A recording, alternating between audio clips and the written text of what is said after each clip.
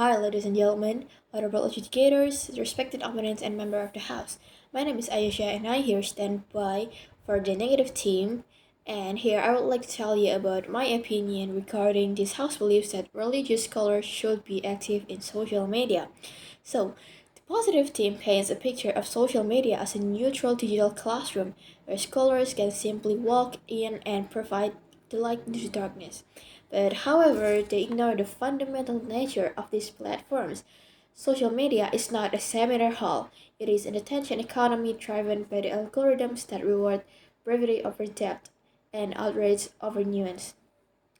So, responding to the positive themes on misinformation extremism, the positive team claims that scholars can combat extremism, but in reality, the backfire effect by Nyhan and Ragler in 2010 suggests that when authoritative figures correctively help beliefs in hostile and online environments, and it is often strengthens the extremist resolve.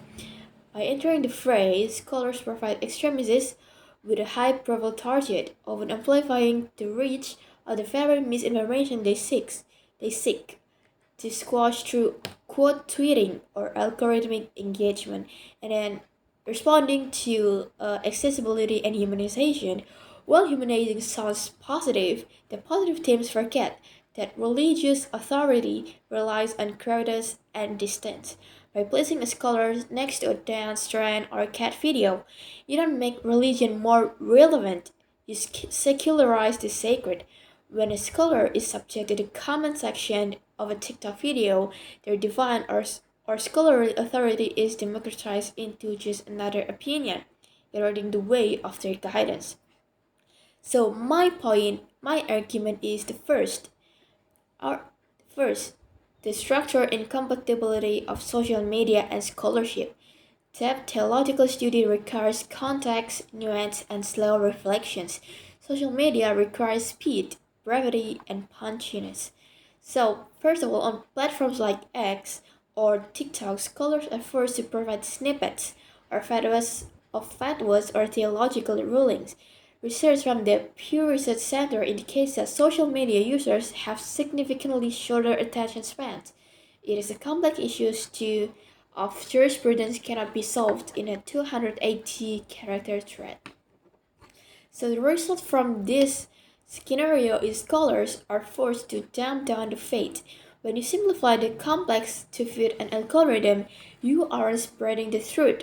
You are spreading a caricature of truth. This leads to more confusion, not less, as followers apply bite-sized rulings to life-size problem. And then I have the quantifiable loss of authority or the influencer trap. Once a scholar becomes active, they are no longer judged by the quality of their ijtihad or reasoning, but by their engagement metrics. So, as a study published in the Journal of Media and Religion suggests that as religious leaders increase their social media activity, their followers begin to perceive them more as media personalities and less as moral anchors.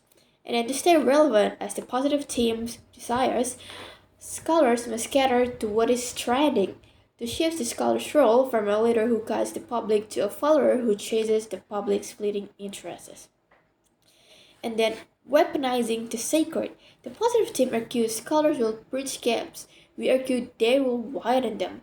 So, social media algorithms are designed to create echo chambers.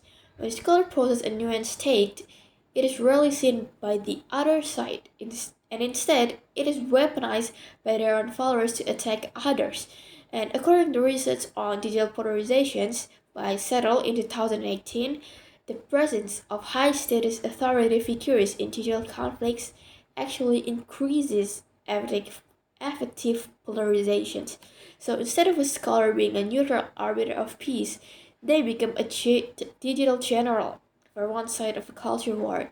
This doesn't protect the community, it fractures it. So, in conclusion, the positive team argues that guidance must exist where influence exists. We counter that too. Quality is not found in quantity.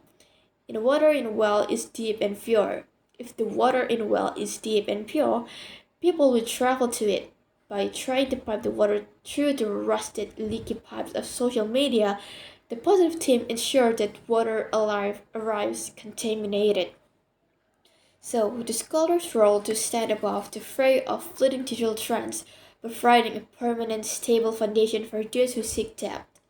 And by forcing them into the digital marketplace, we don't elevate social media, but we degrade the scholar.